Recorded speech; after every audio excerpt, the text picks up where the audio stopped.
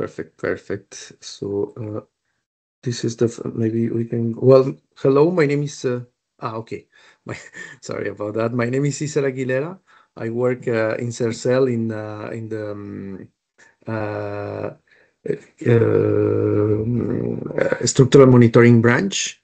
And the presentation that I will talk about is the effects of the floater flexibility on the dynamic response.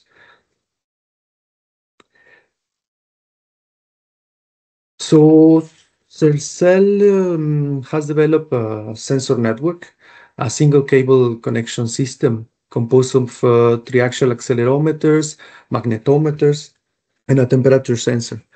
We have installed our system on Zephyrus structure on the late 2022, and today is still in continuous acquisition at a sampling frequency of 40 hertz.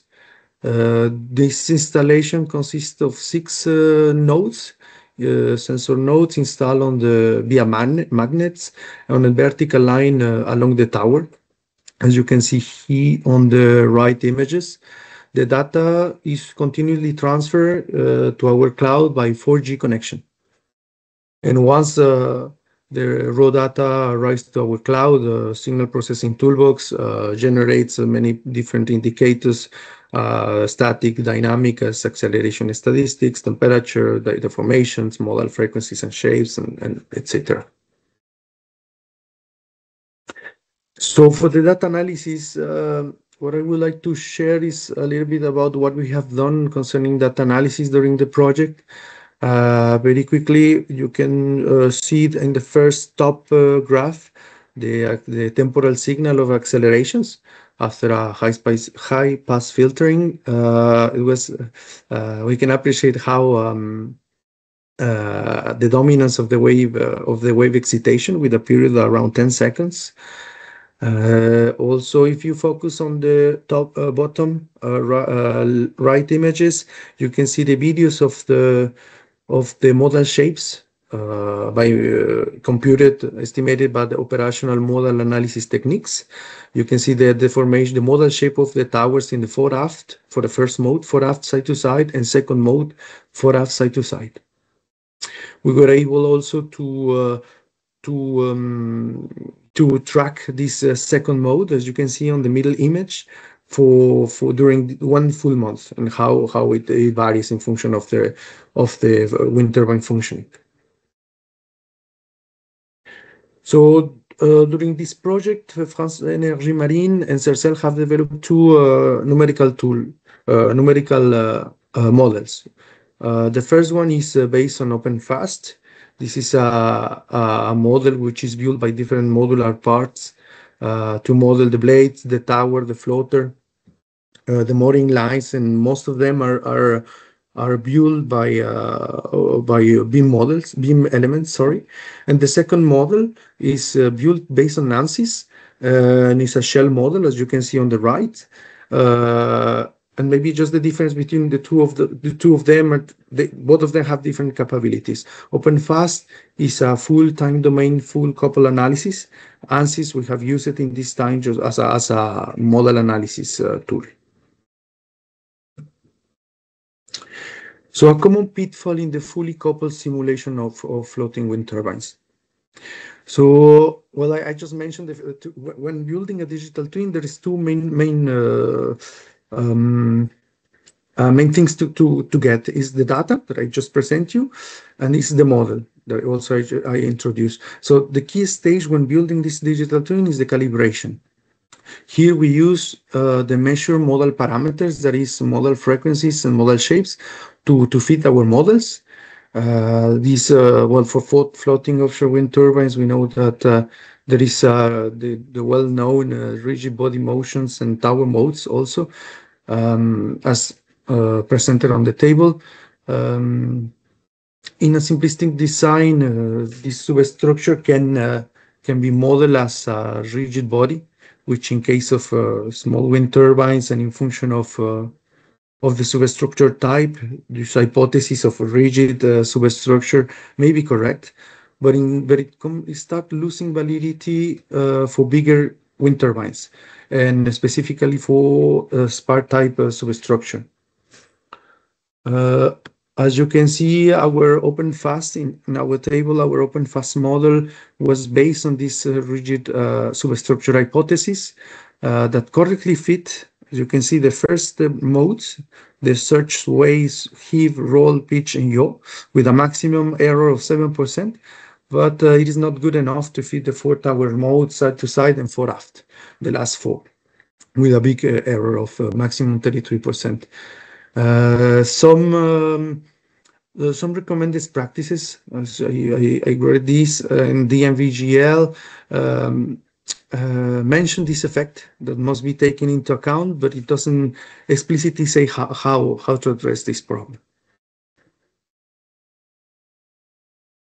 So with this in mind, we propose an engineering methodology for this pre-design stage, which is based on four steps. The first one is to have a specialized offshore structural model analysis.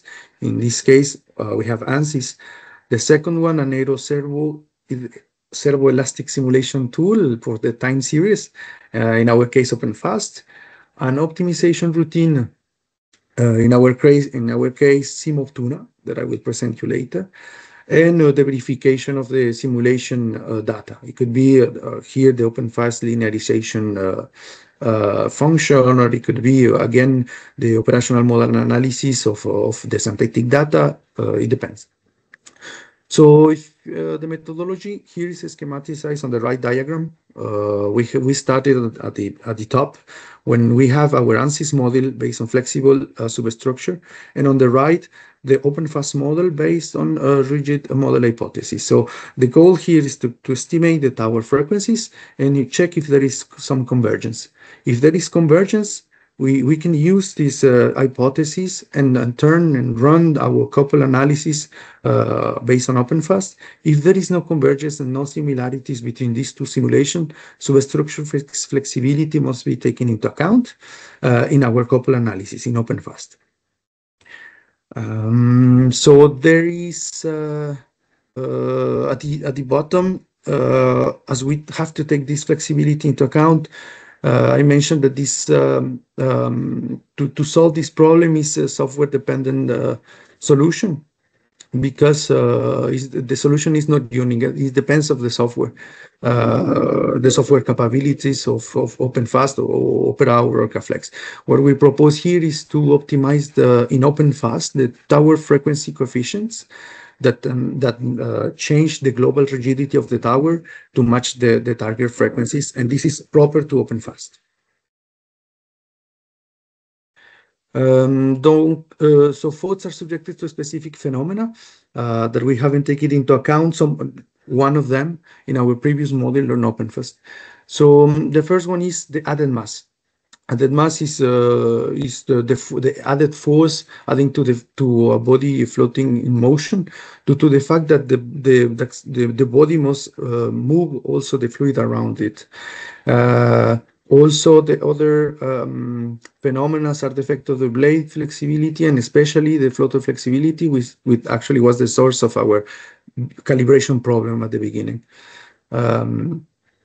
This phenomena, as I mentioned, is well addressed on recommended guidelines and still in research hubs, but literature offers also different type of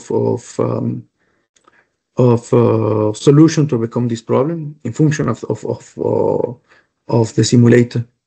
So what you can see here in the table, there is the difference between the tower frequencies between our ANSYS model and the target one, the measure one. You can see there is quite a big differences, and if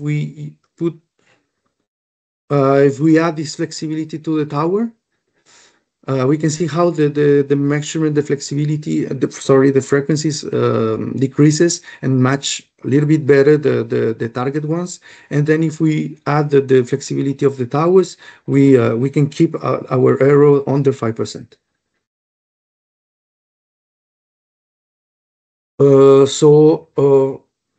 following a proposal methodology, we have seen that our model have discrepancies. So we have to take into account the flexibility of the floater in our OpenFAST model.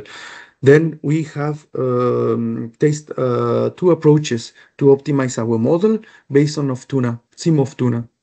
SimOftuna is an optimization package developed by FEM during the project and designed to perform parametric optimization on the simulator.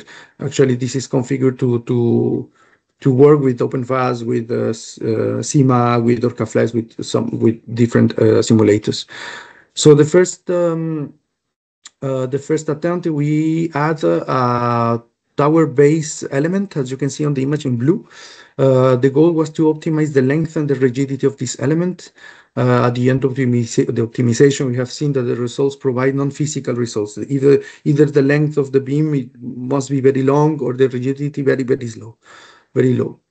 So the second approach is the tuning of the global tower stiffness coefficients, the FASTON1 and SSS-TUN1 for aft and side to side with Optunas.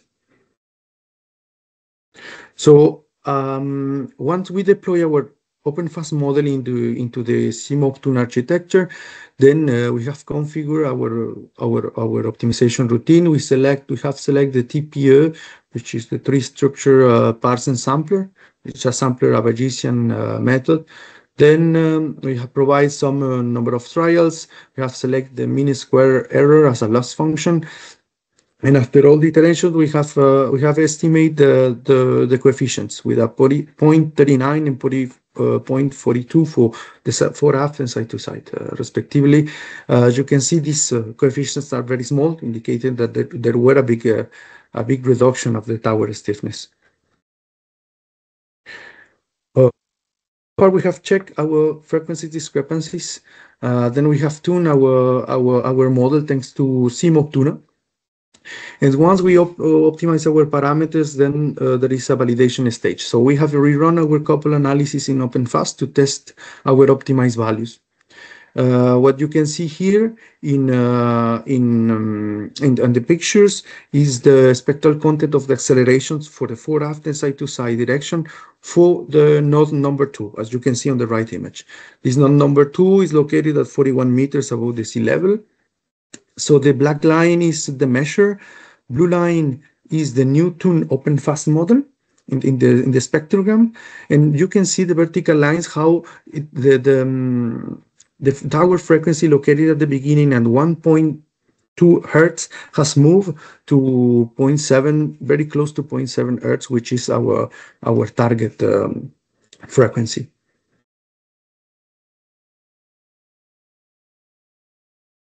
So the results in some of tower displacements, as expected, they changed.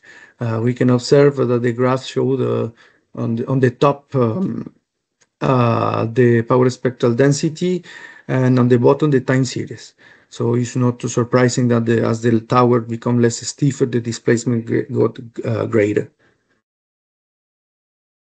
But now in terms of tower bending moments, they have shown no difference, even if the rigid body between the rigid body and the wave frequency range, it says between 0 and 0.5. There's no big changes due to the fact that the stiffness are not involved in the moment of calculation of a beam simple system. So therefore, this approach is still valid for post-fatigue processing if we want to calculate the bending moments along the tower. So the conclusions, something that I would like to highlight is that the substructure flexibility on the dynamic response is mentioned, as I just said, in the recommendation practices, but there's no clear information about how to address this issue. Another very important point is that today the full domain coupled tools are not adapted yet to take into account this hydroelastic coupling.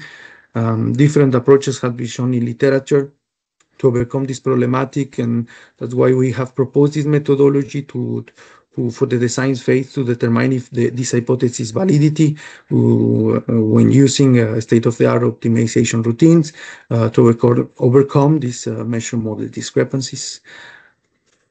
And that's it for me. Thank you.